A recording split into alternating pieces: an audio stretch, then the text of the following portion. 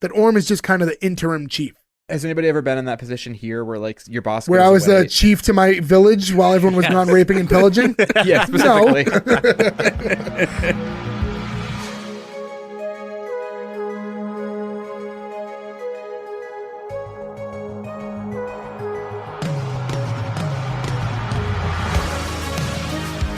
Welcome everyone to S1E1, the show where each week we pick a different sitcom, watch just its first televised episode, and ignoring anything we might know about the future run of that show, rate it and decide if that's a show that we want to greenlight or cancel. This week we're talking about Norsemen.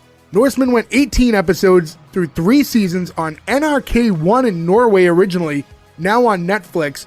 Today we're talking about episode 1, which was called The Homecoming, originally airing October 21st, 2016. So to get things started, I'm Jay Gags. With me as always, the guys, Joe, Nick, Ferg, and Gordo. What's going on, guys? Heyo. Yo. Skull. Open your mouth, Gordo.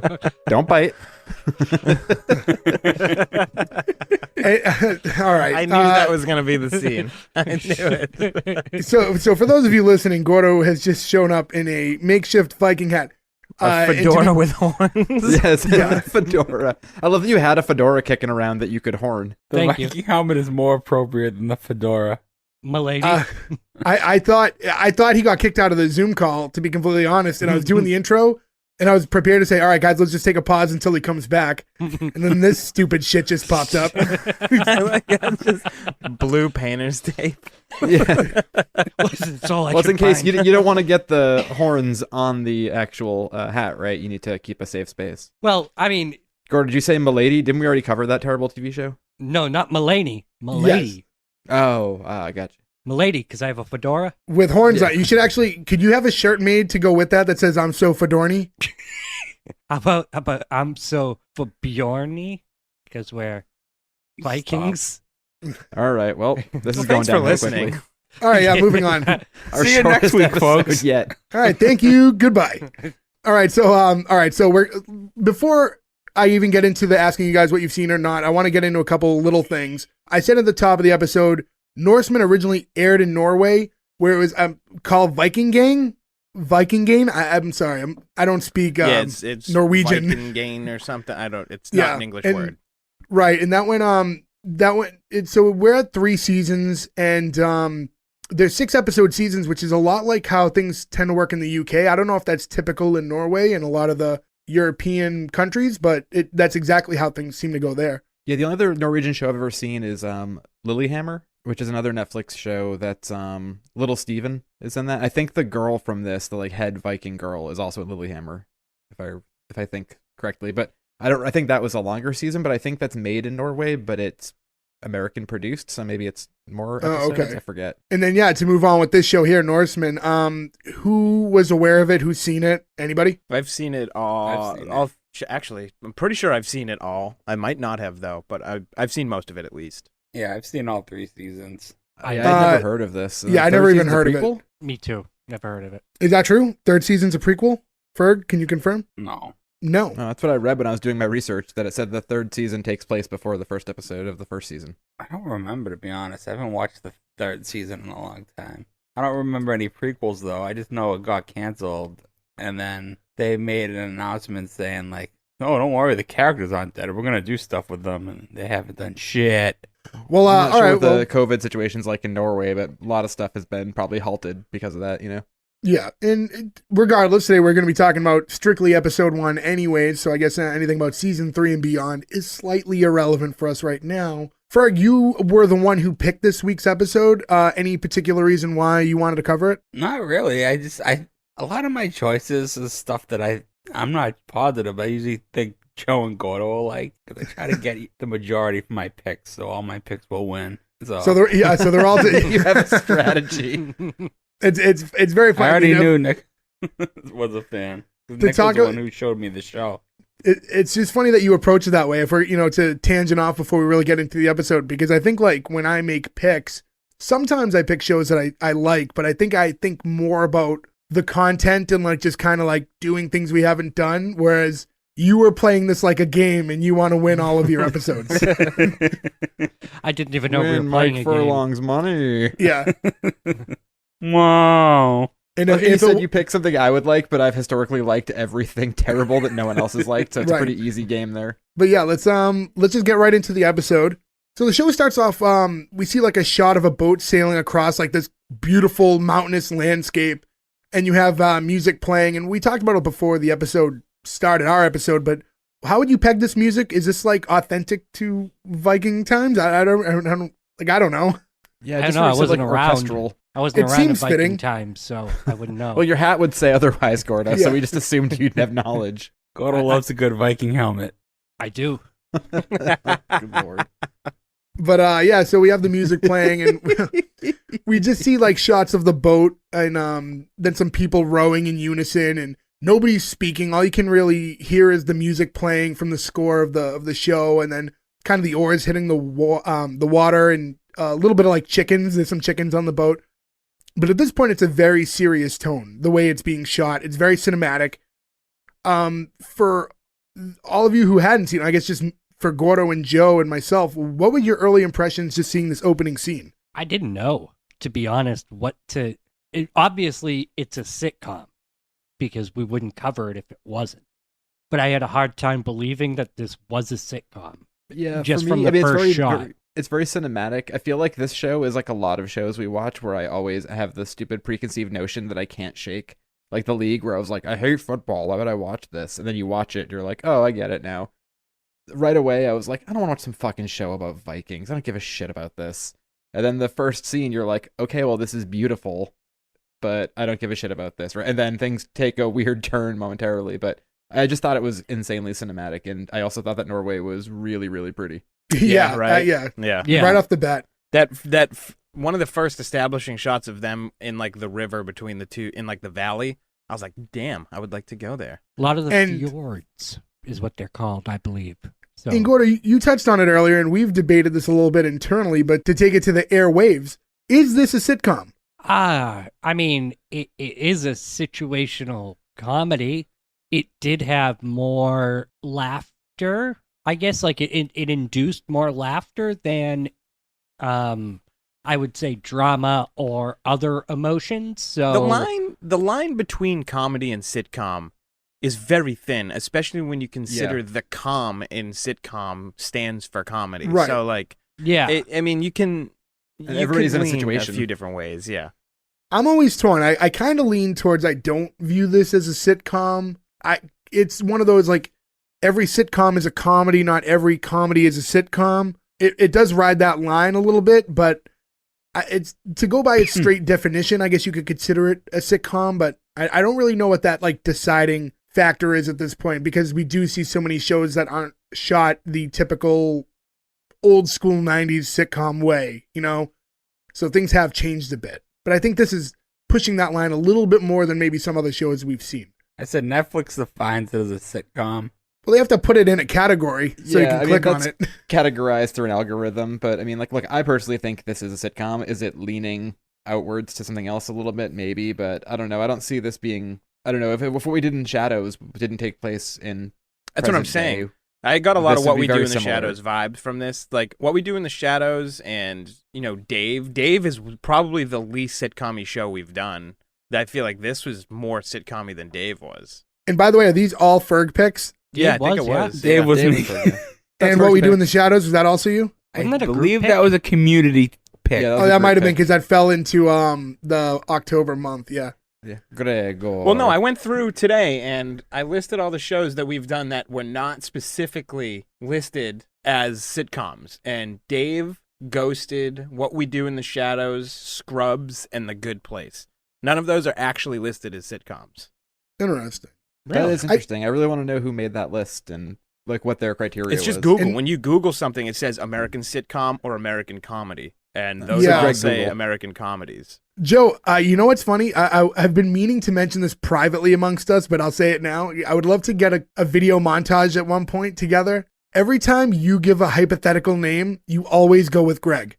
Every single time. It's Greg been pointed out to me inferior. before, and it's not on purpose. I'm just always like, I don't know, fucking Greg Staples or whatever. Can't Yeah, keep it's the door always- open. it's I don't know always why Greg. It's always Greg. And I forget, like, it was either a week or two back, I was listening back to one of our episodes, and I'm like, why is it always fucking Greg every single time? Seems Greg like an Inferior?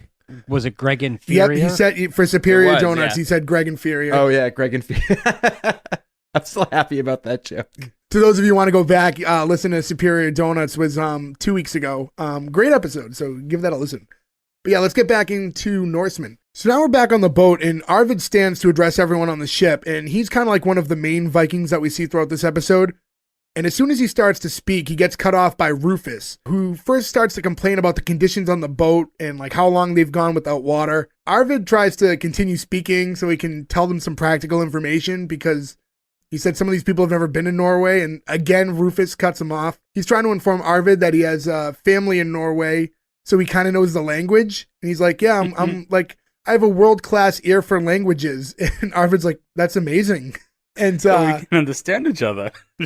and at this point, is it already like clear to you guys what the situation is, like what Rufus is? Because he doesn't seem aware. Is it obvious yet Yeah. to you? So I knew, No. but I was curious to see if you knew what his role was. It took I me a kinda couple got more it. lines before I got it. Yeah. Yeah, I think maybe a little later on. So I guess we'll speak on it in a minute then before we really talk about it. I will say, No. I think this is like the funniest way to start this to show that it's slightly a comedy. That like, because you know, if you watch any of these like period Yeah. dramas or whatever, like Kelsey right now is watching one that takes place in Russia and everybody speaks in English but with a British accent. And I was like, wait, what is happening in this show? I love it though because his character get like extreme like Chris Elliott vibes from Cabin Boy. Oh, I can see Yes. that. Gotta stop him before he puts his dirty hands on the filthy whore. I think is the cabin boy line. And you know what I couldn't shake from the second Arvid first popped up and when he started to talk, and I think it was kind of his accent and dialect that went with it a little. He just reminded me of Kevin Owens, WWE superstar Kevin Owens. I could see that. You know, Yeah. there was That's very something good, there, yeah. and that was it. That is it. I never It's something thought of about that, though, it's yeah. something about his tone and accent. So once There's it a popped in my glancing head, appearance similarity too. Like Yeah. they Yeah, look yeah, similar. definitely. yeah, they have a Appearance, similar yeah. look, like similar like build, and then their tone of voice was so close Well- that I couldn't drop it the entire time. Kevin Owens is a native French speaker, isn't he? Like he French, yeah, he's French So Canadian. English was Canadian. his second language, so there is like an accent there that you probably don't really notice. But Right, but I couldn't shake it the entire episode. Yeah, now that you said that, I never if I go saw back it and watch until more you of these, said it's all it. Now I think of- can't unsee it Yeah. or unhear it. And then from that point, we cut to the top of the mountain where we see this man leading a bunch of older gentlemen, and they're all in like these big white underwear, and it's for Adastup, which apparently it's like a sacrificial ceremony where elders jump off the mountain. did anybody see this coming as it came up? Because I immediately thought of, I don't know if So- anyone's seen Midsummer. No. I have not. Okay, well, there is, Midsummer is similar with Swedish instead of Norwegian, but they do this whole thing. As it came up, I was like, are they going to do the Midsummer thing where people just jump off the fucking cliff? And then it happened. I was like, oh, wow. So this whole scene is in like this was the first trailer I ever saw for the show. Was they just kind of put both parts of that cliff scene together? And I was like, oh, this is funny. It reminds me of Monty Python. Like, just their dialogue and how, like, no, I don't want to jump, actually. After one dies, but, like, yeah, that's what won me over on the show in general. And I kept watching after Nick suggested it to me. Like I said, this very scene is what the whole reason why you watched it for this show. Just so you guys know, this Adastupa is actually a real thing. yeah, I didn't know that. Yeah, So everything it's on a- the show is accurate. Yeah, They the just name put a comedy denotes sites spin on it, but Scenecide. Ritual You get too suicide. old, you become a burden. Oh, so what's funny about that is I'm just going to say, like, you think that word would get around. You know what I mean? Like, because if your culture is that, like, hey, people get to be, like, 60 or whatever, or these guys are, like, 42 or whatever, they send you off the cliff or whatever, that, like, you would know that as your time was coming, and maybe you'd, like, skedaddle away beforehand. Well, they're I- promised to go to Valhalla if they do. Yeah, you got to remember, like, I guess times that's like true. this, like, this culture is so strongly tied into their religion and gods that there's no, like, for the most part, no fear in the afterlife because there's the assurance that it's there. So when it's your turn to go to Valhalla, then that's almost a good thing. So you're leaving Earth in an honorable way. So, you know, you should, in theory, surely go there. Yeah, I guess that's fair. But yeah, so we see a man named Bjorn. He's the first one who's asked to go since he's the oldest. And he's like a little hesitant, but you know, like I was saying earlier, he was reminded that it's this great act of honor. So, you know, I like the finally line like, here was like one of the other guys leans into him and goes, "Yeah, you know, honor is kind of a big thing around here." It's just like, yeah, so he finally musters up the courage and you just get him yell like, "To Valhalla!" And it's this nice kind of beautiful wide shot of like a waterfall, and you just see him like slowly, like this little speck on the screen just fall down until you hear like the splat when he gets to the ground, and everyone I rushes first had over a the question ledge. Too. I was like, are they going to try to go in the water? Yeah, it didn't sound like he hit water. Did not sound like he hit the water at all. Yeah. I didn't know what they were doing at first, so I was like, okay, I meant to just jump in the water. And No, but even if you hit water from that height, you would not survive. Harrison Ford did it. Just maybe he saying. wouldn't, yeah. that's true. He did. Yep. Yeah, he was escaping the janitor from Scrubs. What I liked is I don't care. after he hit, you see all of the other guys just kind of crowd up and look over the ledge, and one of the other ones just goes, "Wow!" I love when one word just says everything. Yeah, because they show the shot of the ground, but it's so tiny and insignificant. It's not like gory. Like you just see kind of, if you look close, a little bit of a body like all the way at the bottom. I can't To me- imagine what that must be like to have to like. I don't even think the jumping is the worst part of that. I imagine the walking there is the worst part of that. Barefoot To get in to the your top of the underwear, mountain? uphill. Yeah, knowing Yeah. what's about to happen. Like I'm sure, like when it's like dead man walking, like that part must suck the most, right? No, I would say knowing that you're next would probably be the suckiest part. Yeah, going first has an advantage, I guess. Yeah. Not You in don't this have to case. watch Not- it yeah, happen not 5 this time times. around. Yeah, no, Yeah, in no, this going case, last yeah. is definitely worse when you keep like seeing it happen. Going first, at least you don't have to deal with that. And to me, you know, you guys said maybe a little bit earlier, picked up on the vibe of the show. This to me was the first time that it really stapled in that this is a comedy. Because the dialogue earlier on the boat was funny, but it was very dry. Not that this wasn't dry, but this was done in a little bit more of a comedic way that it really like stapled it in for me. Like, oh, this is the kind of show that we're about to watch. Yeah, it's a little goofier. Yeah, this is right at the point where I was like, okay. I mean, on the boat, you could kind of tell the way that, is it Arvin? Is this name? Arvid? Arvid, okay. The way that he Like was David talking, with an R. Arvid. Like when he was going back and forth with the slave, and he was going, "Oh wow, that's amazing, that's great." You know, that's kind of the point where the wheels started turning for me. But I really couldn't. I really couldn't peg it yet as a comedy. I just thought that maybe it was kind of funny lines thrown into, you know, a drama. Like sometimes they do. They can't be all serious all the time. Right. Well, they play a lot of these jokes super dry. We get back on the boat, and Arvid, he's still trying to give this welcome speech to all the newcomers who are on the boat with them. And Rufus he won't shut up. And now he's talking about the pay, in which he finds out that there is none. And I think we were talking about earlier, I think this is when it really drives home, like, okay, they're slaves.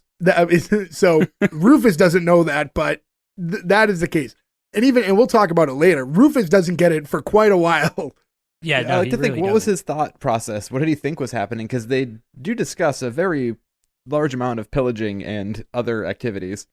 Yeah, maybe he wasn't around for that part. Did he like come home from work Yeah. and was like, I what think the point is, taking a boat he's ride? clearly not bright. Like, Right. he's just a little bit aloof. He was like, after a long day, he finally showed up to the village and like, get on the boat. He's like, okay. Yeah, and that's when finally Olav, who's like the chieftain? Is that chieftain? Chieftain, yeah. Chieftain. That's when Olav, he stands up from behind Arvid. So now you get the vibe. This is the guy who's actually in charge. And he walks over to Rufus and he asks if Rufus isn't happy with the information flow. And when Rufus continues on to talk, he just punches him straight in the face and walks away. And Did you guys see that? yeah. You're my witness. Did anybody see that? Yeah, because he doesn't get it, right? He doesn't, like, we're slaves now. Like, the rest of the guys, they seem to understand. Like, yeah, they all saw you get punched in the face. This is the rest of your life now. Yeah, everybody's resigned to their status at this point. Everyone's just like letting it happen and just sad about it. I do love when he yells, "There's something seriously wrong with my nose," which I think is the best thing to yell. I hope I never break a bone ever Yeah. again, but if I do, that's what I'm yelling. And then I like that privately after that, Olav and Arvid are talking, and Olav feels like maybe he, like, was that a little too much? He's like, I don't really like to rule with fear. Yeah, he did what he had to do, but he felt guilty. The show goes through it a lot, but they find ways to make things humorous that, like, are fairly touchy. Like, slavery. Yeah, like rape. Yeah. And, yeah, that one is the big one later on. Where it's like, wow, I can't believe they, like, danced around this and made it work. Oh, Yeah, my God. it's Have you tricky, watched right? The rest. Does it get wilder? Lots more rape. I'll give you that. Oh boy. Oh boy. Oh boy. But I mean, hey, it's a Viking show, right? Like that's part of what happened in those times. It's just it's a fine line to figure out a way to approach that in a comedic way and not like really upset people. But for us, I think they wrote it fine, but who knows how other people might perceive it. It's just funny though, because this poor guy's a slave now. He's clearly the victim. He just got punched in the face. These are like pillaging Vikings, and he gets hit in the face, and you're like, yeah, you piece of shit. Yeah, I wrote that down. I wrote that down later on. It's like for everything that happens to him, you never once feel bad for him. You're like, this guy deserves everything that happened to him. Because not only is he kind of dumb, he's also super entitled for no reason. He thinks he deserves all this stuff, and even once he realizes where he is, he still feels entitled, which is really strange. Well, do you get the feeling that maybe he is of some importance of some sort in Italy? Because he's got the cape later on with his family crest on it, and he says it's really expensive. I mean, that could be part of it. But the character may be just like a rich dickhead from Italy. I took it as he was probably like a merchant. Like that's kind of what I got the vibe from, that he was a merchant, and maybe he thought that he was going to Norway to do merchant-y things. I don't understand at all how you thought that, but I'll go with it. What? No, I mean, he was on a business trip on this boat? Was he going to take the boat back with these people? What I like is that Gordo had a very simple thought, and Gordo was trying to figure out, how can I say this one quick thought for 4 minutes? I'll just, you know what? I'll just sit here with my Viking hat on, and I'll just let you guys do the talking. Yeah, dance, monkey, dance. Well, anyways, we're back on the mountaintop now, and one of the other elders is talking to the man who brought them there, who, by the way, his name's Kark. I don't even know if it's said in this episode. He does. He announces himself later on. The elder's wondering what's really the worst that can happen if he doesn't jump. And Kark says, well, this is to spare all of your families for, having to take care of you guys at your old age. And he's like, but I'm only 47. He's like, I'm not that old. He's like, oh, I'm all right. It's pretty brutal, 47 put out to pasture. Yeah. He's like, it's just not tempting. And, Kark's like, listen, I'm just a slave. I can't really make you guys do anything. If you don't want to jump, I can't stop you. But can you at least do me a favor and just stay away from the village so nobody knows about it? They all agree, and they just kind of walk off. And so now they're all just going to casually walk down where are they going to go? That's the thing I don't understand. It's like, you can't go back to your village somewhere. Yeah, you're all just in your underwear. And like, if they all kind of follow similar rules, what are you going to just, a bunch of old guys show up in their underwear and just like casually just sit down by the fire like nobody notices? I wonder, maybe there's like an old village that like people just sneak off to. Yeah. Old Holla. That's where they filmed Cocoon. It's so stupid. Old Holla. I like also as they're walking away, Kark just goes like, okay, bye. Like as they're all casually walking away. I do love his positioning here though, where he's like, I don't care what you do. I'm a slave and I got forced into some task. Like as long as it doesn't reflect poorly on me and I don't get more slave shit happening, then like go for it. Get out of here. Yeah, think about like just that task, like, hey, Kark, can you just walk these old guys all the way up that mountain real quick? It's like, what? And make sure that they jump to their death. I'm just a slave. I can't tell you what to do. Yeah. I mean, that's a hard sell too, right? Like, and it doesn't work. He gets one guy to go. It's going to be a pretty good salesman to convince people of that. Although I guess Valhalla seems to be like a pretty enticing place. Yeah. I mean, that's the goal, right? Like for all of them to end up there. So That's the like heaven you go to if you die on the battlefield. I thought I'm no expert in An like, honorable Viking. death. It doesn't matter how it is. It's just honorable. right. And then there's a lot of cutting back and forth. So now we end up back on the boat again. Arvid is talking to Olav about how he's not excited to get back home. And he's like, pillaging's basically all he's really good for. He doesn't have a farm or a family or anything like that to return to. And Olav tells him that, he's got a lot to offer. And Arvid's like, no, I really don't. I live in a tent. And Olav's like, we need to make a plan, something that's so crazy that it might just work when we get back home. And I thought it was funny that he used like such a goofy line like that, like in Viking times, but he's just like, a plan so crazy, it just might work. It was like a TGIF sitcom line. Like that's like an Urkel line. Yeah, it doesn't Or fit like there at all. Cody from Step by Step would be like, dude.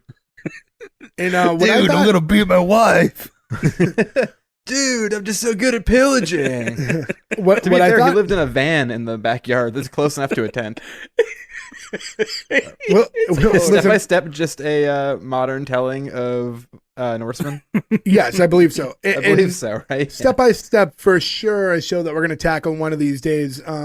So we'll get to that at another time. The cheese state.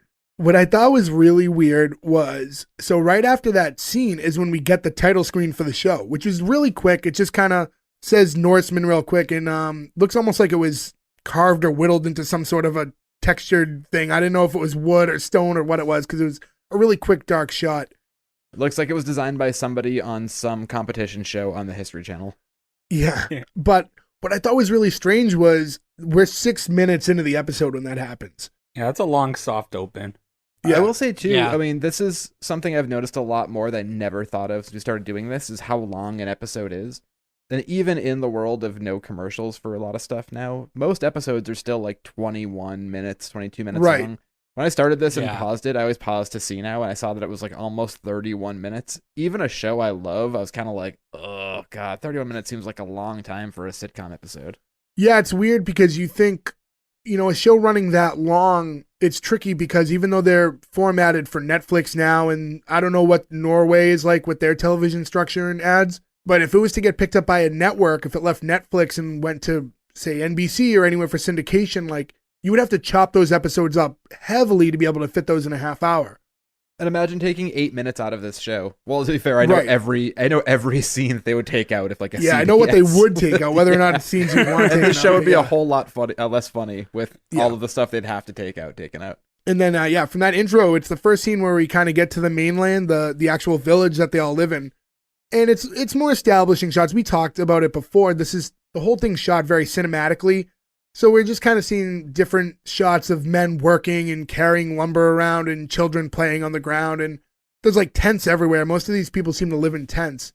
And as all those establishing shots are happening, we're seeing Kark walk through the village. That's the slave who had all the older men on the mountain. And he eventually walks into the living area of the man who, at that point, I would assume was in charge, whose name is Orm. And Orm asks him how the Atastup went. And Kark's like, oh, it was great. You'll never see any of them again. The twisting of the words. Yeah, Yeah, he didn't lie. This guy is in charge. What's his name again? Orm, O-R-M. Yeah, this is not to bring this up again, but this guy also gave me a Sheriff of Rottingham vibe too. Just the like From Men in Tights. from Men in Tights. Yeah, Yeah, just that like the version, guy in yeah. charge who just couldn't handle it. The I am pissed off guy. If you're not careful, you're going to be pissed on. But yeah, Breaking format. We're covering Robin Hood Men in Tights next week. yeah. I would do it in a second. It would take me 90 hours to write notes for that. And then just to kind of like jump ahead and catch people up, Olav from the boat, who's the chieftain, he's like the guy who's actually in charge of the area. Orm, who we're meeting now, is the guy who's just in charge while he's gone, and they're brothers. Because it doesn't really get explained clearly until a little bit later, so I think just to explain the characters, I should bring that up right now. That Orm is just kind of the interim chief. Has anybody ever been in that position here where like your boss Where goes I was away? the chief to my village while everyone was Yes. gone raping and pillaging? Yeah, specifically. No. Fuck off. But you know what I mean? Like your boss leaves, so for a week or whatever, you're in charge. Yeah. That is Yeah. the most thankless, pointless, you don't get any more money, you just get all the stress type of situation. And No it's more money, never- all the stress. You have to do all this work. Nobody looks at you like you're the boss in the time Yeah, that you're doing nobody it. So respects you. And then so- everybody hates you afterwards too, Exactly. because they think you're a scab. this is where we meet Hildur, who's the wife of Olav. So she's still there. And so Orm is her brother-in-law. So she's upset at the news when she hears that they went along with the Atastup. And she said that it's bad leadership to have these men die just because they don't have enough food. And this was like Orm's chance to do things the right way. And I thought that was pretty telling, but then it also kind of flagged me as interesting because if she thought that the way things normally go is wrong, that's how like her husband leads. So she's saying that like you should be doing it the right way. No, I I hadn't think thought that of that. no, I think that she was saying that he was screwing it up because her husband wouldn't let that happen. Oh, Yeah. okay. Yeah, that's the vibe I got So too, maybe yeah. like, okay, so like, you know, if her husband was still there at the moment, there would be no need for an out of Right. stoop or whatever. Correct. Okay. Right. All Because right. I guess yeah. so that also goes to the point that I guess if there is enough food and if things are going well, you don't do an add a stoop. So it's not like a yearly thing or whatever because Yeah, because you're only appeasing the gods when you need something apparently. right. Or like doing something for them. It's almost like a sorry for whatever we've done. Like here's some bodies, give us some oats. Yeah, the gods have a very large bloodlust. And he replies to her, Orm, by saying, you know, we need to agree to disagree, which is something I decided to start saying. It's like they keep injecting all these like modern terms into the show and they're Just always like out of thanks. place. But yeah, but I like that. I do like that every time they do it in this episode, they definitely acknowledge and embrace that like we shouldn't be saying this here. So let's announce it that way. They Without kind of love breaking they the don't fourth play it wall. so straight that whenever they do Yeah. something totally sort of outside the realm, they always sort of wink and a nod it. So Hilda's basically like calling Orm out and saying that you're only really doing this to ensure that everyone on the ship like doesn't make it back because you're the next in command. You're the chieftain if they don't make it back. And, you know, despite the fact that like his wife is also on that boat and, you know, he's denying that. And she's like, well, then we should at least be sacrificing, you know, slaves to the gods and doing something. And he doesn't want to do it. And I don't know, do you feel like she was correct in that time that was his, like, he just doesn't come off vindictive that way. So I didn't know if like her assumption that he was deliberately trying to ensure the boat doesn't get back was like accurate. No, I definitely thought it was vindictive. Did you? Yeah. Yeah, that's why they even like hammered in that that's his dream is to be chieftain. Yeah, that was Yeah. the So line. He wouldn't want them to come back. Because he was trying to play it off, and she was like, well, isn't that your dream? And he's like, well, yeah, you know, but no. Yeah, I mean, I know that it was presented. I just felt that his character to me didn't feel, he doesn't have that like evil air to him. So I thought maybe it's just that he's really bad at his job because anytime you see him later on, he seems to have a strong desire to be liked and included. So I don't know. He didn't come off as someone who would like stab his brother in the back that way. But yeah, I could be wrong there. Yeah, I guess it's hard when you jump right into this because you don't know what anybody's relationships are yet. Right. It's like you don't know if he would stab his brother in the back. You don't know if he doesn't give a shit about his sister-in-law. If he wants to be like, they have to give you enough of it to go along, and you get more of a personality as the episode goes on. But I think at this point you could go either way on it, like you said. Like you guys thought Yeah. one way, Jay thought another way. And ultimately, Orm does agree to at least trying to sacrifice slaves as Hilda wants. Because she makes it very known, like, hey, listen, this is what all the people in the village want us to do, so, like, we need to be doing that. So he does reluctantly agree. Within seconds, you already hear Hilda, like, outside decapitating slaves. Like, it was like the second he gave it the okay, the shot is just still on him, and you hear the whoosh, like, from outside. I really love the still bloody stump. Like they're just going so express when they do it that just like put your head on the bloody stump is such a fucking nightmare. I Yeah. just love though too when like she's doing the sacrifices, how casual they are talking between them. Yeah. Well, like, when they first cut to it, like, you see her do one of them, and you, like, see the decapitation, but it's, like, done from afar, and it's not, like, gory enough that it's, like, off-putting for the tone of the episode. Because you just see, like, the body go down, and they just, like, drag him off. And then that's when they're, like, calling, that was, like, the second one they had done at that point. So they're calling the third, which is going to be Kark, the one slave that we've kind of gotten to know, you know, so far. So, yeah, so now it's, like, Kark's, like, he's, like, on his knees with, like, his head to this stump, and he's about to get decapitated.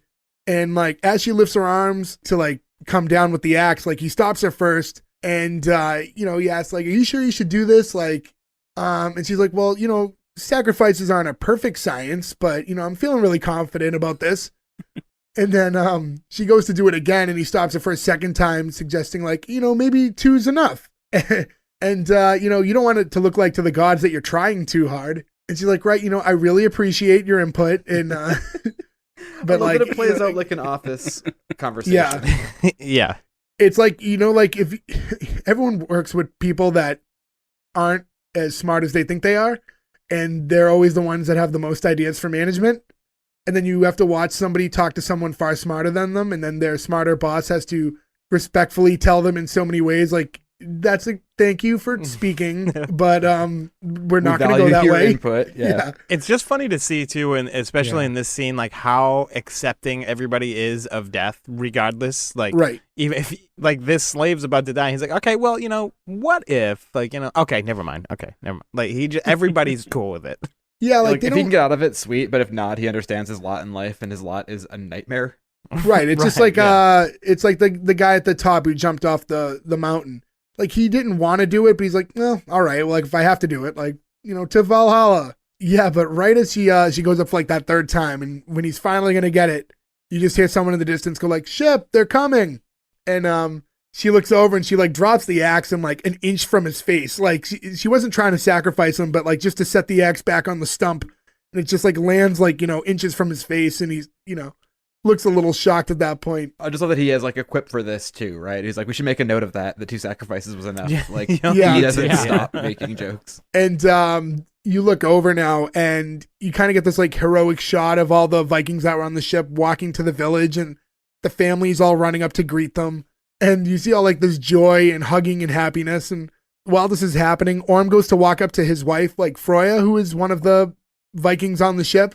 And she just immediately puts her shield up so he can't give her a hug. Could you at least pretend to like me? Yeah. He's This like, is this is the moment where the show completely changes.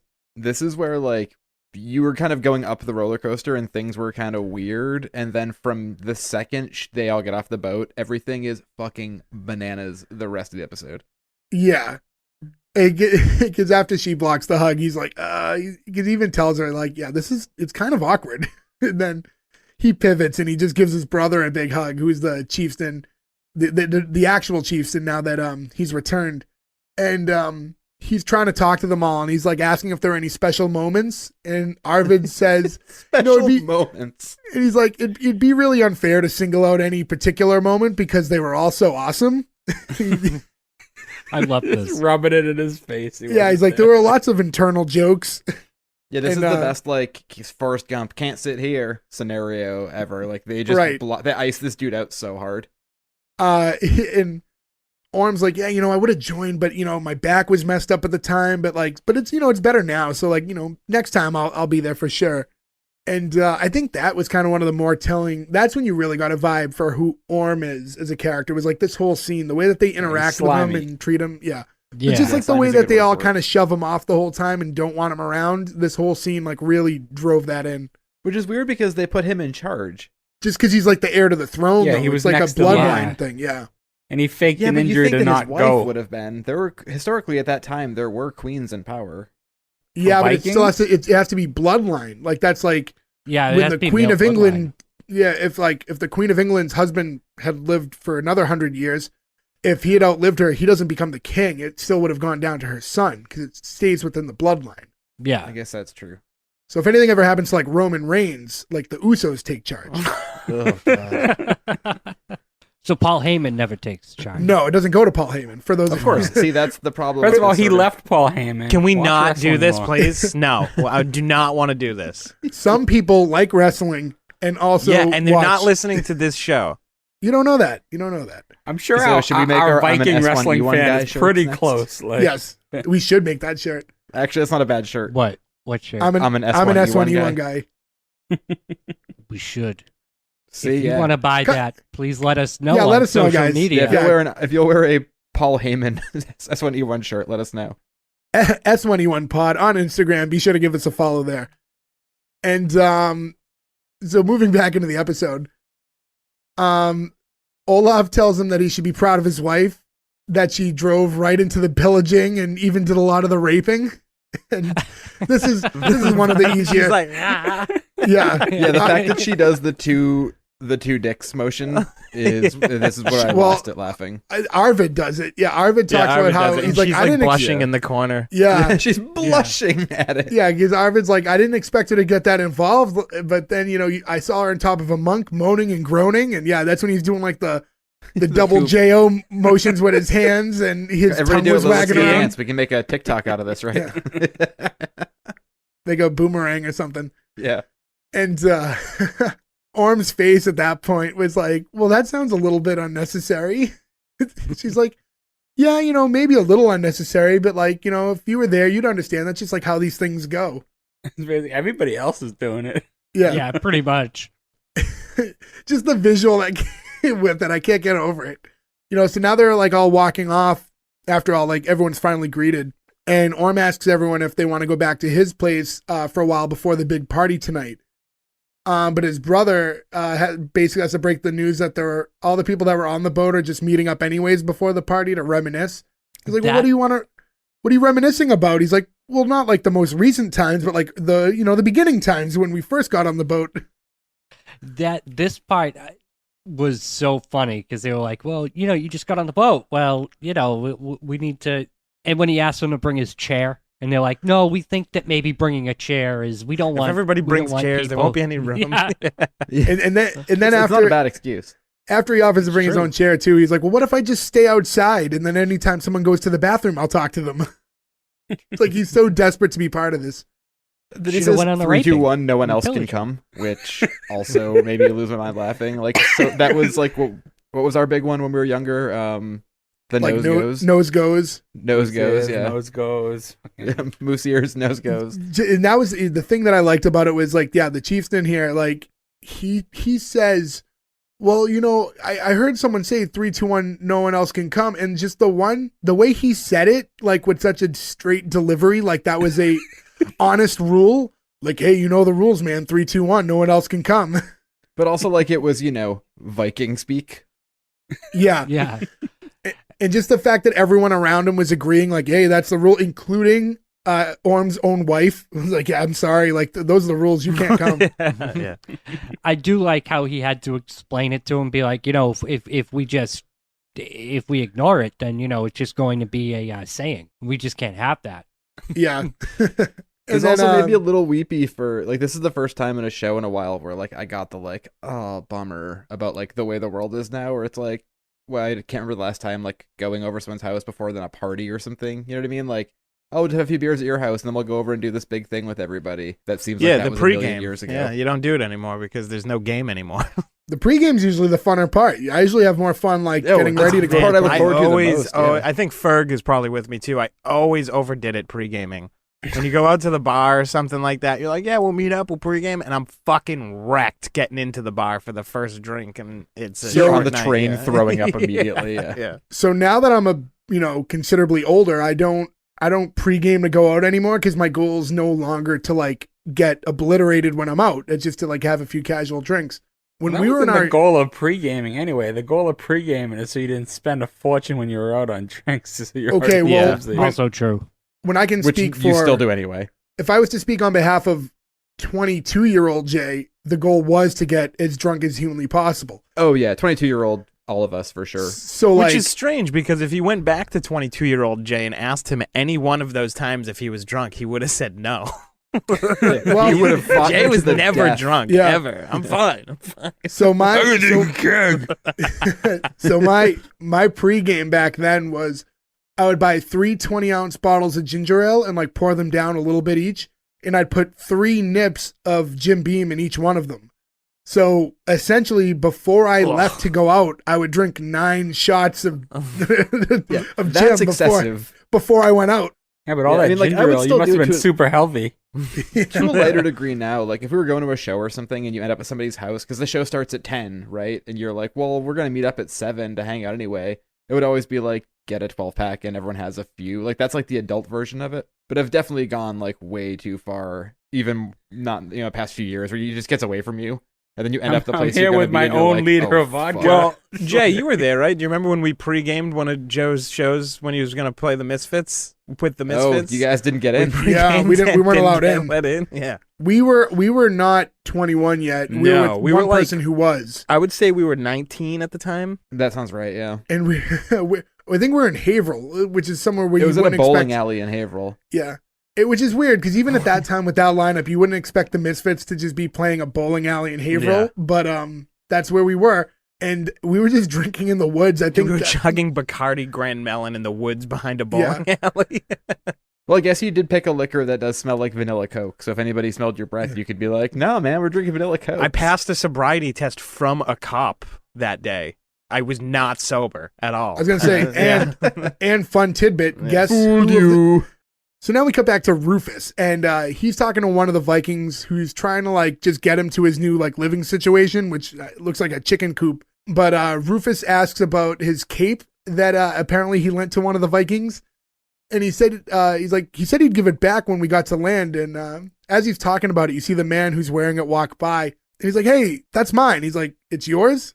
This is my favorite part of the whole episode. And I also Right. love that the guy was such a shithead to him on the boat that he's like, I'm going to take this for now, but I'll give it back to you. And he believed him because he doesn't understand his situation. Yeah, he's just trying to get him to shut up in the moment. Yeah. Like, I'm sad that we don't have that scene, too. Yeah, because when the Viking like claims like, no, it's this is my cape, and he's like, well, isn't that quite the coincidence? If you and I happen to use the same tailor in Rome and have the same family crest, I doubt that quite strongly. And So that is the case. I love that he Yeah. doubles down. The matter Just of won't let it go. factness. yeah, and they start going back and forth a little bit more, and he's talking about how he's getting it all dirty, and he's like, oh, you don't like dirt? So this is when the Viking sticks his hand in his ass, No, who likes dirt?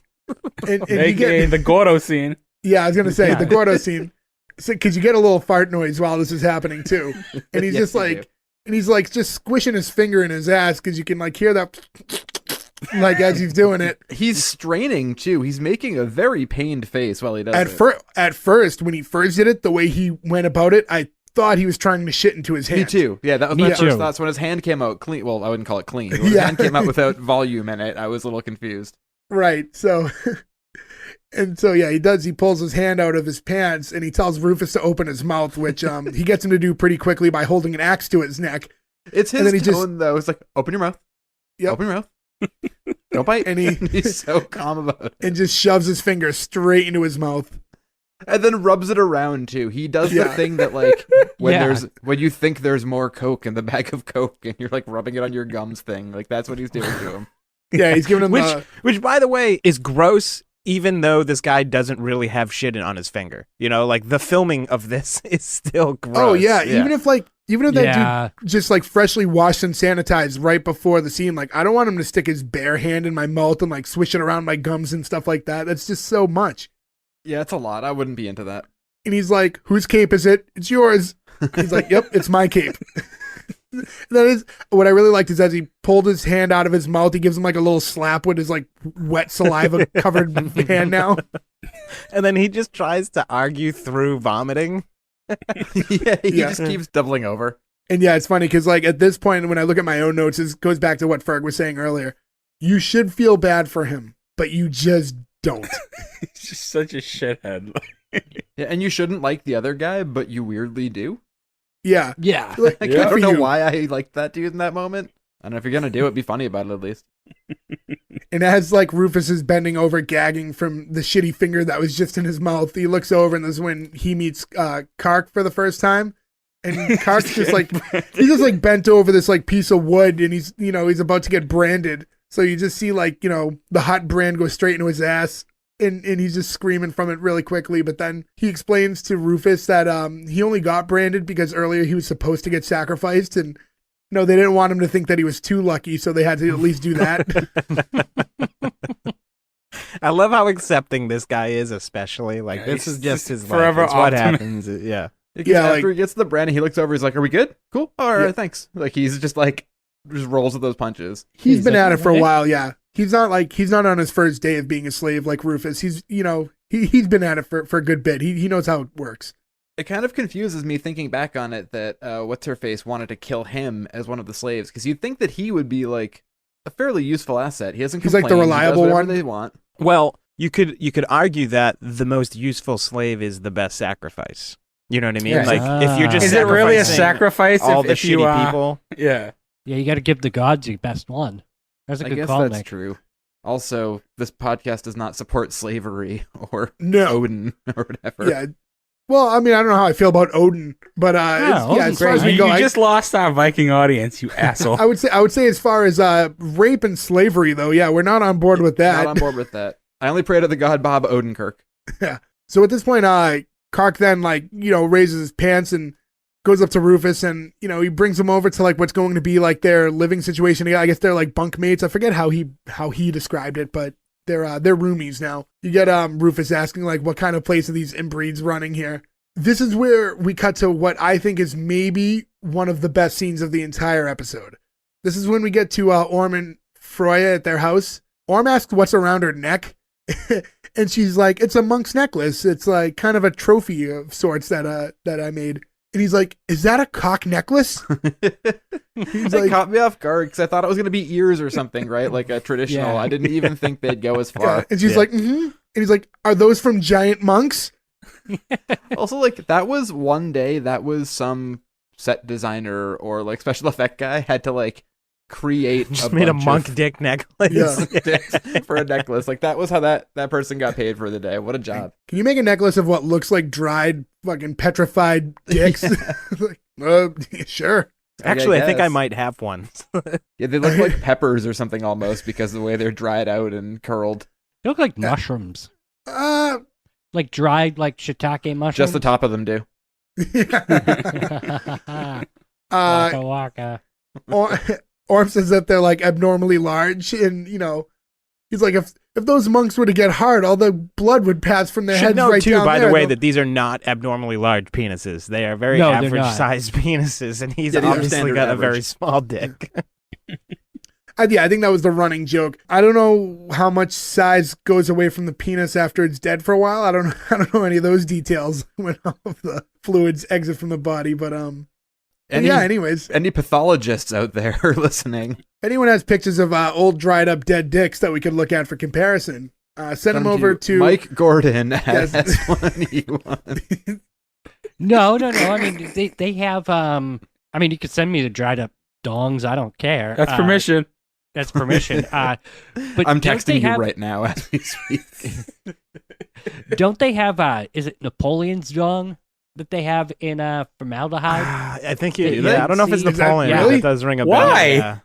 I Field don't trip. know. Let's go to. I'm assuming France. I can tell you where it is in a moment, but yeah, I believe that Napoleon's dong is on display someplace around. I hope that's Interesting. what the placard says in front of it. Napoleon's Napoleon's dong. dog. There's is it Iceland that has like the Dick Museum? I don't think it's called the Dick Museum, but that's essentially what it is. I've never heard of that. I was like, somebody has to know what I'm talking about here. There's an article in the Washington Post titled "The Strange Journey of Napoleon's Penis." It went on display in 1927 at New York City's Museum of French Art. A reviewer present at the exhibition from Time described it as similar to a maltreated strip of buckskin shoelace. Or So I guess by that definition, this Norseman dick necklace was kind of spot on. yeah, No, because yeah. Napoleon is known to be small. Well, I looked up dried we- penis, and the first thing that pops up is like a thing about how to like put lotion on it because you have dry skin. And I was like, I'm not gonna look any further. Don't Google dry penis on your work computer, Joe. No, use my personal phone for that one. dry penis. Wow. That's the second Ben Stein joke Twice. today. Wow. Can we get a Clear Eye sponsorship? You think? I think it's in the I don't car. think we're gonna get one now. I like that Orm also is like, I know what a large cock looks like. I'm dealing with the same tool, but these are abnormally large. There's something too, like the blood would rush out of their heads and they got hard, and she's like, not in my experience. Yeah, that's Yeah. not what I've seen. And I like as he walks off, he's like, I feel really sorry for those guys having to walk around with something like that. What a What a handicap. yeah. Like, what a perfect button on that scene right there. It just goes to show you two, they're married and they've never fucked. Oh yeah. Yeah, that's very Oh, for telling at sure. that point. And now we cut to the party and everyone's kind of lined up. It's like this long U-shaped table, I guess, Olav and his wife are sitting at the head of it in that big throne that we saw Orm at earlier in the episode when he was in charge. They're just like making out at this part of the party. And then Olav stops to deliver a toast really quickly, thanking Odin for the safety guiding all of them home. And then they all raise and cheers and yell "Skål," which is just their cheers, right? And that's just their way of saying cheers. Yeah, that's basically just like cheers. Yeah. I know that's like big in like I know like the Minnesota Vikings like chant "Skål," so like I know that there's a correlation there, but I don't know like the history of the "Skål" chant. I do love even in his speech he uses it to take a shot at his brother running the tribe bad like poorly. Yeah, he says that So it actually means it's cheers or good health. Okay, yeah. And then Ferg, back to what you were saying. They were he said that like, also we're cheering and celebrating the fact that we found a way west that will ensure that, we'll never have to have a lean year again, no matter how poorly the substitute chieftain manages the village while he's away. And you get like this like group laughter from everybody there, like to publicly shame your brother like that and just have the whole village laughing at him for being shitty. And that's when we get the big chant of shame on those who don't get drunk. And then, the party commences.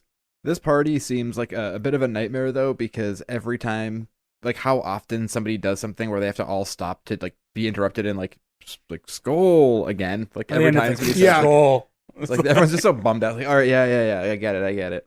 It's like being at a wedding and everyone wants to have a toast. Mm-hmm. It's like, okay, all right, let's move on. So from there we cut to like Orm heading outside to like take a piss, and he wedges himself like pretty close in between these two other Vikings. While he's there, like I think he does like a little peek ski at first, like does a little glance, but I think it was subtle. It's subtle Oh, he because now definitely he's so concerned about the monk penises. Yeah, he's trying to like make small talk while they're all peeing, and he starts to talk about how like because of the hard wood benches that they're all sitting on, that his assicle is starting to fall asleep. And it was like, what? And like, I'm glad that the two Vikings next to him had the same reaction that I had when he first said that, because I didn't want this to be like just a thing that was normal. Yeah, for sure. So I what love he's essentially saying is he has a tail on his Yeah. perineum? Yes. So, because he says Oh. I also love how he used the word perineum. Yeah, he says perineum. Oh, I didn't understand any of that. I thought he was talking about the gooch. He is. Well, That's what the essentially- perineum is. That's the perineum is, yeah. But he's saying basically he has something that sticks out of that. And he specifically says that it wags when he's excited. Yeah, so he has like a tail. Oh, It's an assicle, Gordo. What do you call it? You don't call it an assicle? That's what he calls it. He doesn't know if Call there's it a technical taint. name for it. call it the taint of the gooch. Does your taint wiggle when you're excited though? I mean, I can wiggle it, but it doesn't wiggle What? uncontrollably. Like I can like Kegel. Like What the I fuck? don't think you can. You I could think do I can. I you think could I do can. I can like use vagina that muscle muscle. exercises. You understand he has a tail coming out of there, right? Yeah, it's not- an not unnatural talking growth. about the area. It's an unnatural growth there is what he's talking about, that he thinks everybody has, but they don't. Oh. But it's good to know that you can twitch the muscles down there because you do Kegels. I do. I mean, I can flex them. You guys can't. You trying to do like crack walnuts down there? What's the point of that?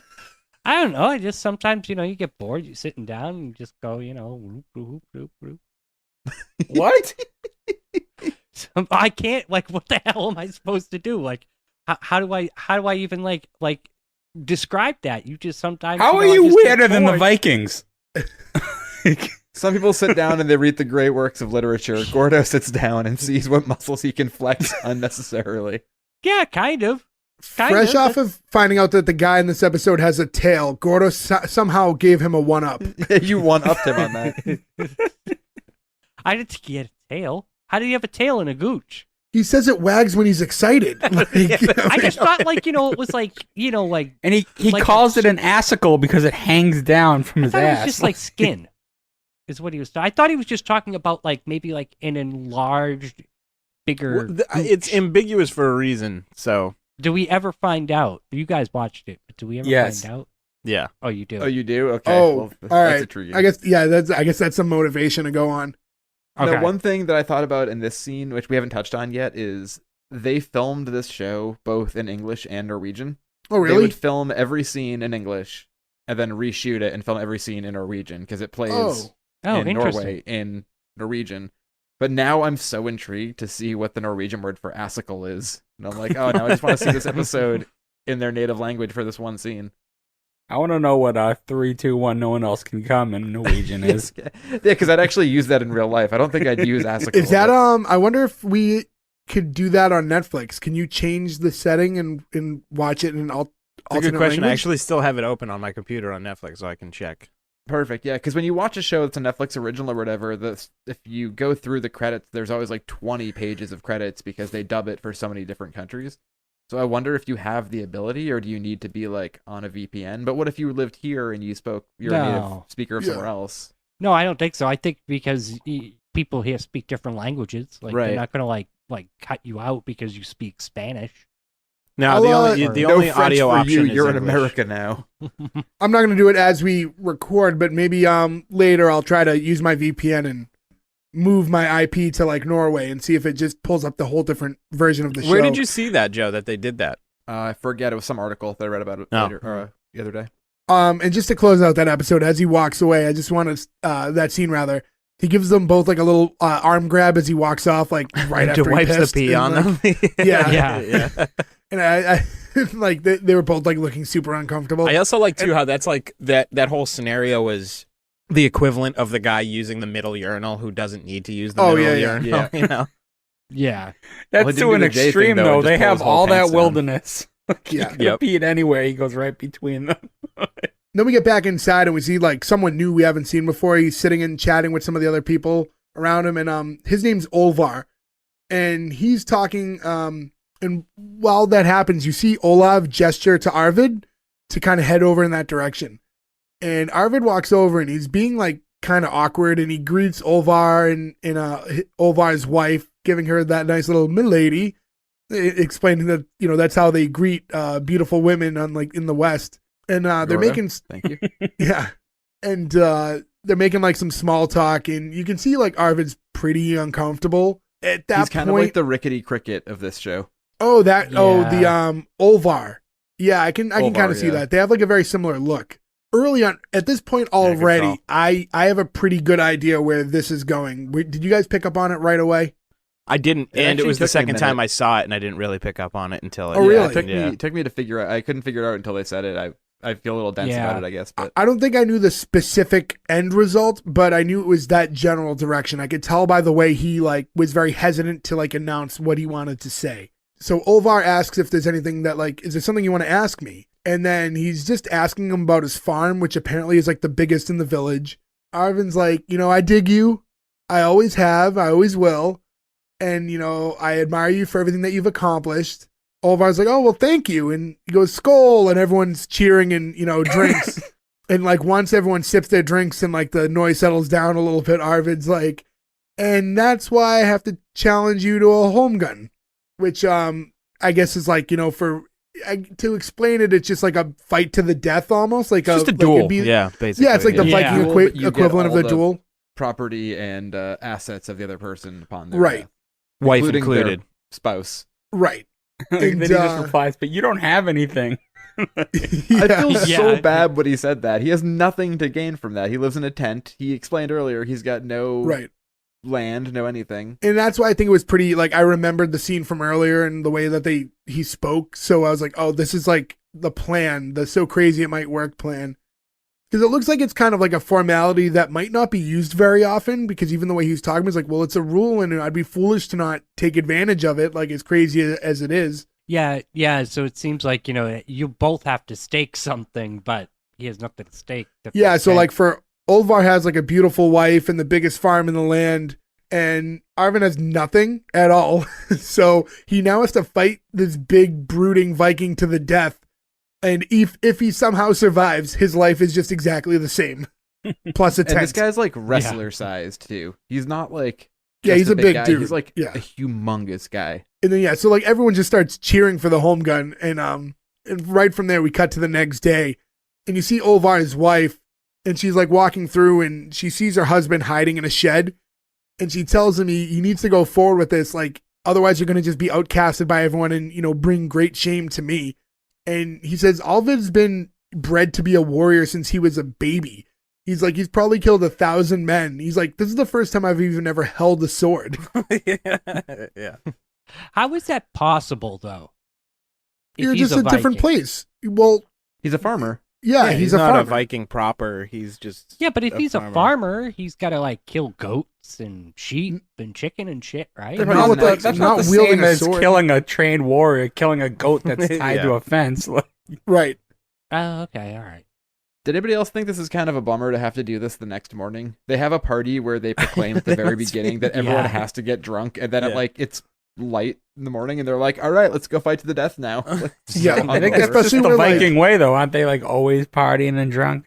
Yeah, but I like guess so. Olvar had no preparation. Like the other dude, like Arvid knew he was gonna like challenge him. Arvid, he knew he was gonna challenge him to this thing, so like he could at least be somewhat prepared for it. Whereas Olvar, he just was like, "Oh, cool, everyone's back home. Let's go to the party tonight." And it turns like, "Hey, man, like good to see you. Glad you're doing well. By the way, tomorrow morning we're gonna fight to the death, and I'm gonna take your wife and land." I'm gonna Yeah. kill you I and love- take your wife. I See you in the love, too, morning. that You'll be hungover. Arvid's Get a like- bagel sandwich on the way out. I love after he challenged them, though, too. He goes, and I really respect you for all that, man. Yeah. You know, his wife tells him like, you know, it's 99% attitude, you know. And even as she's saying it, he's like, really? He's like, yeah, sure. Like, she doesn't even really believe that herself, but she's trying to be, you know, motivating him a little bit. She tells him like, you know, just think a little bit outside of the box and maybe you could win. I love that he's aware too. He's like, "Are the margins that small?" Like even Yeah. he is bummed out by the fact. Yeah. And then she's like, all right, I'll see you there. And he's like, what? He's like, yeah, I'm going to go with some friends. It's like, your husband's about to get into like this fight to the death and to try to like keep his life with you intact. And you're like, all right, I'll see you there. Hopefully things go well. I'm just going to meet up with some old friends though. So at this point, like I was a little confused because she's going in to give him the little motivational speech here, but she doesn't seem to care very much if he wins or loses. And to date, Olvid or Olvar, who's the farmer? I forget his name. Olvar. Olvar. It's a lot of close names. It's tricky. If I didn't to have date him in in front this of me. show, he's the only one who has cared about dying. Yeah, I guess he doesn't have that warrior mentality, right? yeah. So, I think Rufus would care. Yeah, but right. yeah. But Rufus hasn't been presented with a situation with where he's that going to be murdered opportunity yet. to- Yeah. yeah. All he He's got got a was like, situation where his life is equal to death, but no actual death. right. He just got like a shitty finger in the mouth. Yeah, he hasn't been confronted with it yet. Which honestly, I'd probably Kill rather me. you just fucking, just hit me with a sword. I'll jump off the rock at that point.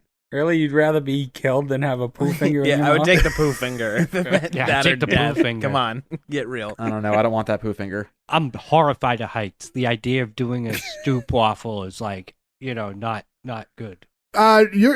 He says talking about waffle, like the stroop cookie? waffles. Yeah, those are I delicious. couldn't Yeah. think of the word. Which are essentially just pastry-filled pizzilis. Yes. Yeah. that I was don't literally- taste disgusting. I was literally having this conversation a Oh, like couple days cannolis ago. do? Stop. We're not going to get into this again. Wait, Gordo, do you think pizzilis are disgusting? Is that where you went with that one? Yeah, those are the anise ones, right? Or are those just well, the yeah, bland, they are, but they usually have like a powdered sugar coating. They're delicious, by the way.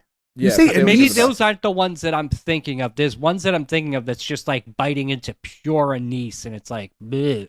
But then there's like the wafer ones that aren't so bad. They're just I think meh. it's anise. By It the is way. anise. Yeah, The whole time I'm like, am I Anus? going crazy? Why is No, no star one anise. reacting to this? What? it's anise. Anus. It's anise. Maybe it's it's not. maybe it's a lost in Anise. translation Anus. thing, but I've always heard it referred to as anise. I feel like I had an opinion, then all of you said it a different way, and now I don't know anymore. Like, now I'm not sure of myself. I've- Well, how I've did you say it? I was just saying anus. Well, I know that one's not right. I've always said anise. Anise, yeah. It's always I said anise, anisette, so like yeah. anisette Well, anisette cookies. So. has anise in it. That's why. Right, so that's yeah. why I'm saying, like, Yeah. I always have, like, I love anisette cookies at Christmas, so I always think of it as anise. I always Yeah. heard it was called star anise. Boys, this is no way to keep our Norwegian audience. Yeah, let's go. Yeah. We'll move on from this. We'll Whether look it up. it's a niece or a nephew, let's continue on with the show. Waka waka. Oh, that one really got Ferg. I'm sorry. So then we cut to Arvid, who's standing in front of his house getting ready for the home gun, and he grabs a sword and he just goes like with one shot, he splits an entire, I think it was a boar, like that's just like terrifying. hanging, just hanging Some by its kind of legs. pig. Yeah, It's and also you, like a George Romero level of innards. And yeah, they guts show like all the together. all the intestines on the ground. But yeah, just like one whack with the sword and goes right through the. And I guess like to give you guys a visual, like it was hanging from its legs down, but it was probably somewhat like 6 feet tall, like from feet to snout. So a pretty impressive shot, and shows a little bit of a display of his power as a warrior. And then right after that, you cut to Olvar, who's like he's walking through the woods, and he meets up with like this Grim Reaper witch doctor type person who.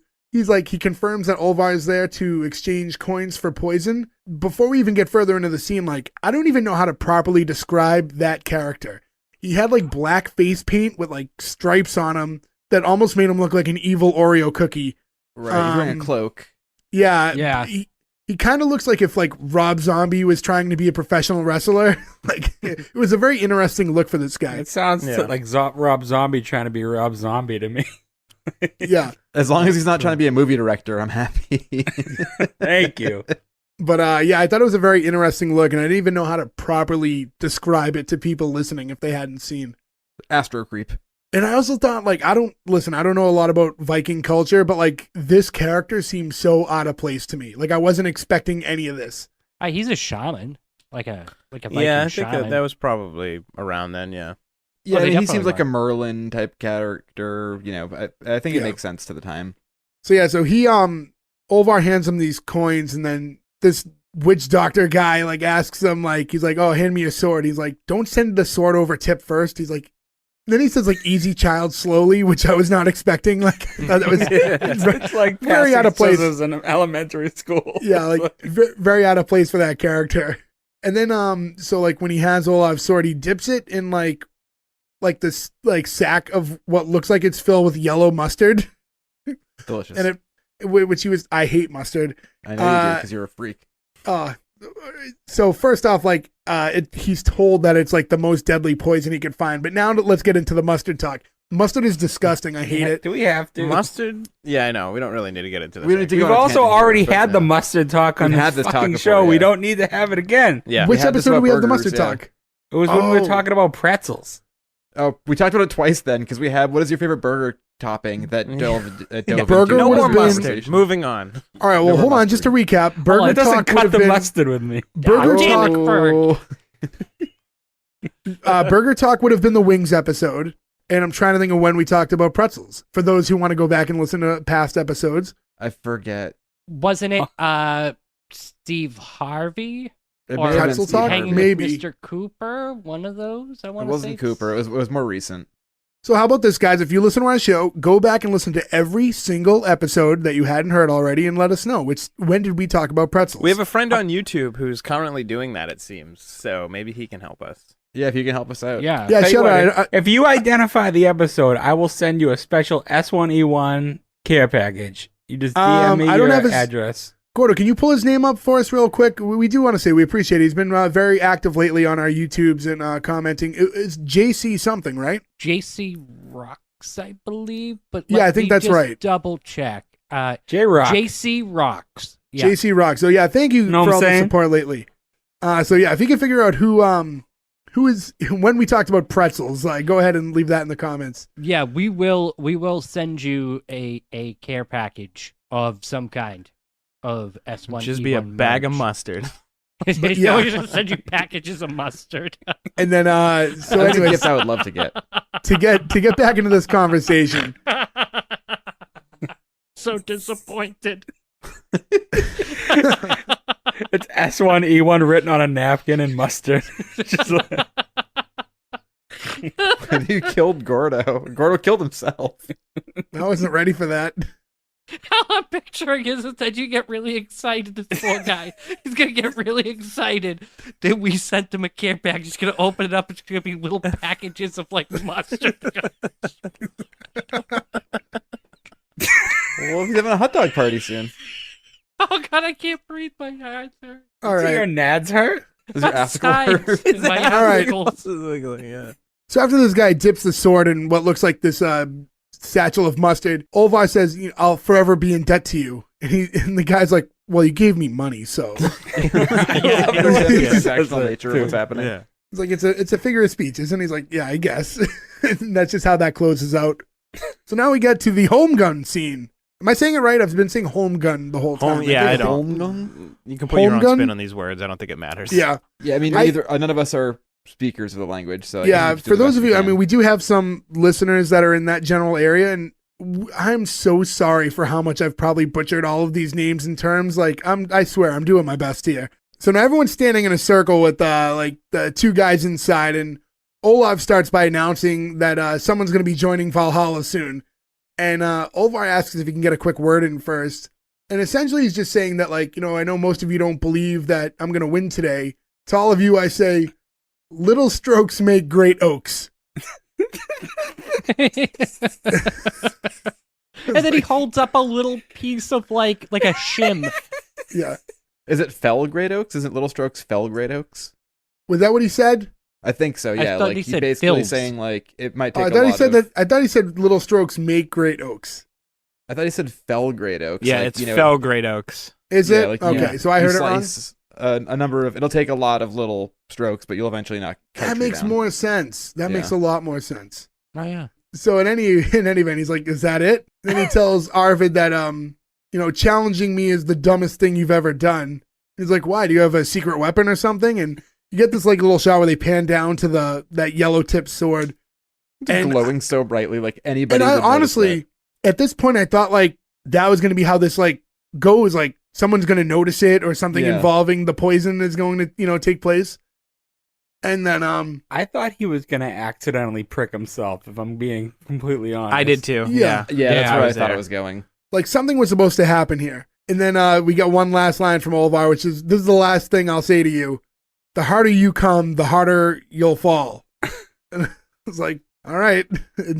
Like, okay, now let's get this going. Now that you're done with all these like little proverbs that you want to spit out before we have this battle. It's just funny because he's trying to just be immortalized with like a line before he kills someone, like Yeah. like a famous. Yeah. So Okay, lots of fine words. I love that So he now just we get- brushes them off too. we get the big countdown, and it's just like 3, 2, 1, home gun, and then sliced right in half. Like the second it starts. I did not expect it to be that quick. Who would have thought the pig scene was foreshadowing? Right, yeah. So yeah, it's like so it was a practice swing. So yeah, just to let you guys know, yeah, like Arvin, he just slices Olvar right in half, like immediately, and you just see the shot of him on the ground, just like split in two, and that's it. It was just like you thought you were gonna get this battle or some trickery with the poison, and no, it just went the exact way it was supposed to go, which I kind of like that because they built it up so you thought something out of the box was gonna happen, but then it just ended the exact way it should have always happened. All stayed in the box. As soon as it happens, everybody's cheering, but like including Olvar's now widow. Like She's stoked. Olvar walks up to his now like what's now his new wife, and they do like a bit of a little hug, and she's like, "Wow, you're so strong." And then he just like grabs her tits and like looks over at Olav for like approval, and he's like giggling as he's like holding on to them. Yeah, she's like, "Kiss me." So he goes for this like little quick peck, and again he's so like He's maybe, like childish. I guess, yeah, it's funny because like I was gonna say like maybe he's never been with a woman, but I guess like when he's away he rapes and pillages all the time, right? So And not a lot of this is- kissing going on. I guess Yeah. this is his first like relationship, and so he looks over at for like Olav for like approval, and Olav points at his tongue really quick, and then Olvar goes for like another kiss, only he's just like tongue out, like he's just approaching her with his tongue like- already out of his mouth. Tongue darts her. Yeah, so but she Yeah. meets him Yeah. the same way, so now they're just like touching tongues outside of their mouths. It's like very uncomfortable and awkward. He's still holding her boob at this point. Was he still holding? I didn't even notice it at that point. Yeah, he doesn't let go. I was so distracted by like the awkward kiss. And then like the villagers cheer, and then like they just walk off together, and like he keeps like looking back as he's so happy, and at the top of the episode like he explains like he wasn't excited to go home, like all he had was being a Viking and Right, yeah. pillaging. So now he has like a wife and land and all this, but it's the same thing like with Rufus, right? This guy Olvar did nothing wrong, and he was just murdered brutally in front of everyone. And everyone's just like cool with it, and now he's just dead, and everyone's just cheering on like Oliver as he walks off to take like his new land. You know what? Too at this point, I never realized until this point in the episode that this was the plan they were talking about in the first scene of the show. Yeah, so crazy I it didn't might put just that work. together for some reason until here. I was like, oh, this was the plan the whole time. I get it now. Yeah, like that's why when they were at the party, he was like looking at him like, go on, talk to him. Yeah. Yeah, I just thought that was a really funny because that's the end of the episode is them just walking off together. Yeah, I didn't So expect it to end. I will say, Like, right there. I complained about it being too long, but at that point, I was like, I could go another 5 minutes. I want to see where this is going. Right. Yeah. It was just so hard, and I'm sorry, I didn't even look up the character's name, but like Olaf's wife, Liv. Liv. Yeah, Liv. Yeah. And it was so weird because I just couldn't understand where she was coming from the whole time because it happens and she's like giving her husband the little pep talk, like I said, but then doesn't even show up with him. And the second he dies, there's like no remorse or shock. Like, Well, it's I a just big watched my upgrade for her. husband dead. You'd have to Yeah. watch more of the show too to understand her character because she's just another piece of shit. Like, Yeah. Okay. Yeah, I was gonna That say I makes kind sense. of got that she was almost in a way shady herself when she was saying about like, oh well, maybe you should think outside of the box. Like she's kind of crafty herself, is what I was getting at, but maybe not as scummy. Yeah, like she's the wife of the man who had the largest farm in the land, right? So Correct. Yeah. And I guess like as on an aesthetics level, if you were to look at the two of them, you would think that this doesn't make sense. Like the two of them don't look like they should be a couple necessarily. Like she's a little out of his league. So maybe his wealth and what he had kind of is what brought her to him to begin with. if you look at it this way, now she's still with the guy with the biggest farm in all the Yeah, land, right, yep. and he's a jacked warrior. Yeah, now he's like a big respected Viking. Yeah. But yeah, that's the close of the show, guys. Anything else you want to bring up? Aside from the fact that this really made me want to go to that part of the world, no. It just Yeah. seems so nice over there. It seems Yeah, beautiful. I don't And want you to feel get pillaged and raped, so please don't go. Do you feel like everything you ever see in the news now or anything about like anybody ever brings up about Norway is like black metal and like everything is just sort of dark and cold? And then this is just like, oh, look at this green, beautiful, lush place. Anything I've always seen of like Norway, maybe I get a lot of travel stuff, but like I always see like the pictures of the fjords and like the glaciers and stuff, and it looks just unreal over there. Like it just looks crazy. Let's take an S1E1 road trip. Well, not a road How trip, trip. just a Roll up the windows, boys. Yeah. vacation to Norway. We'll take a Fjord Bronco.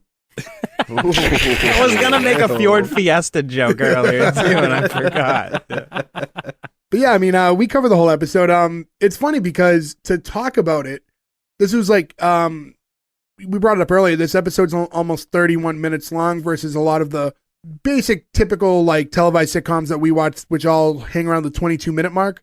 But to talk about the episode, we got through it a lot quicker than we normally do because I think it's just dialogue based. So like the actual actions that happen within the episodes, there's not a lot there.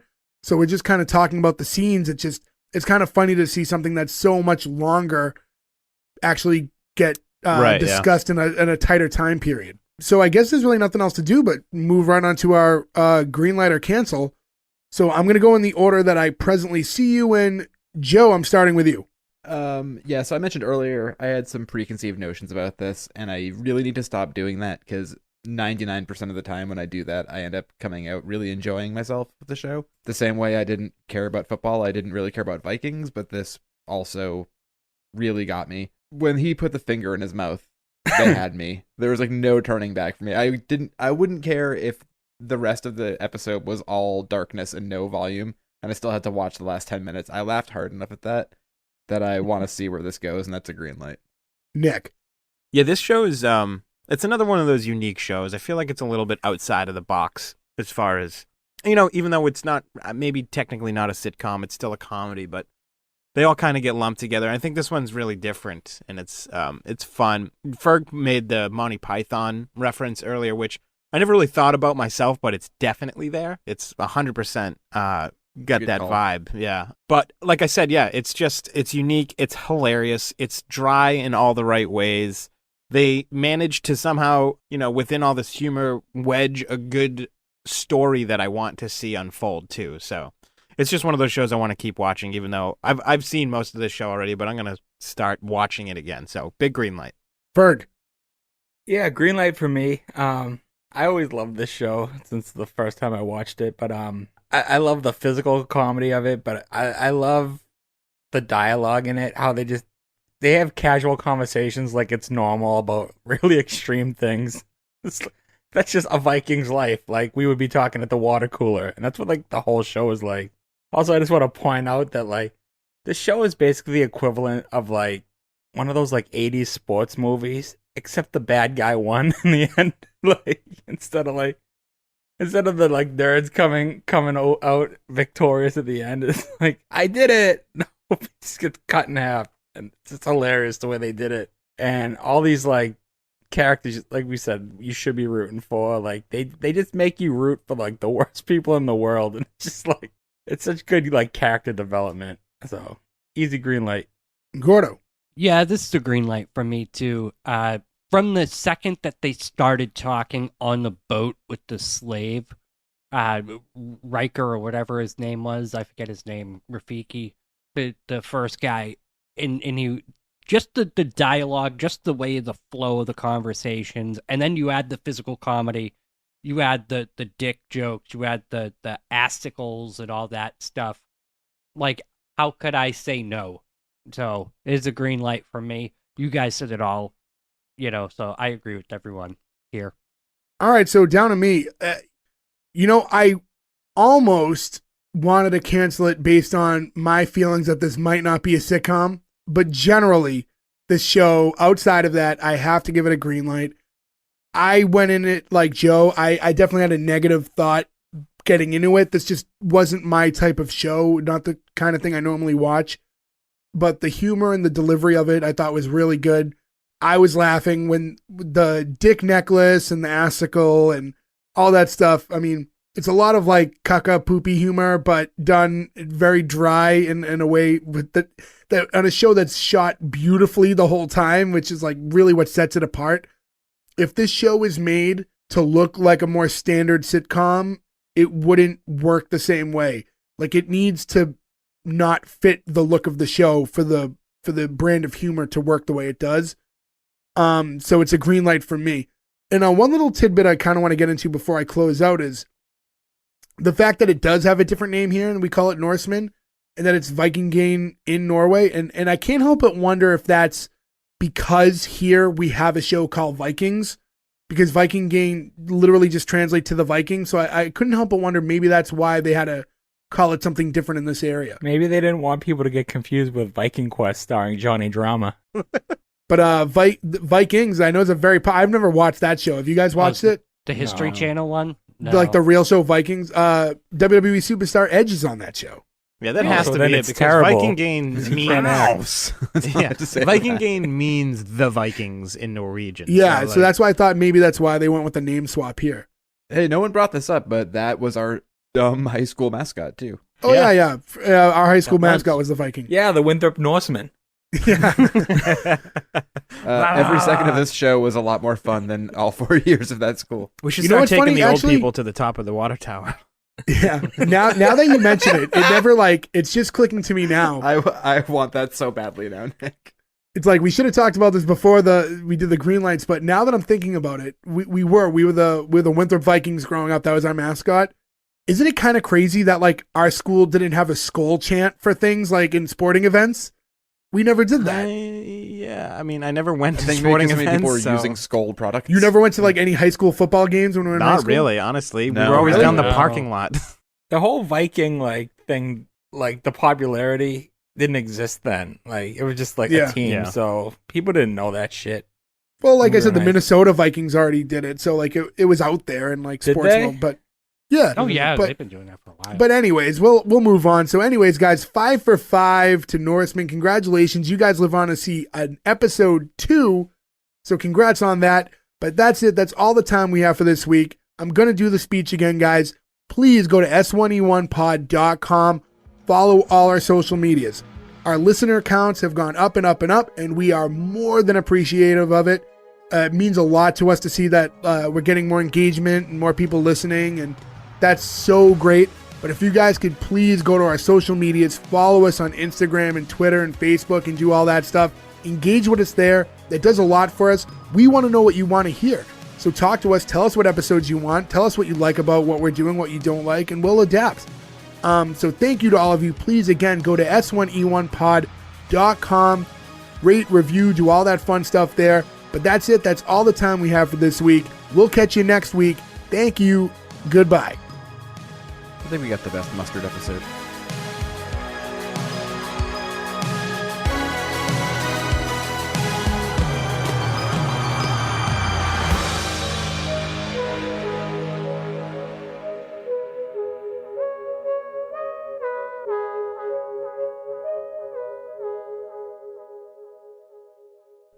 The Mustard Man, woo woo, da da, boop, boop, boop, boop, boop, boop, boop.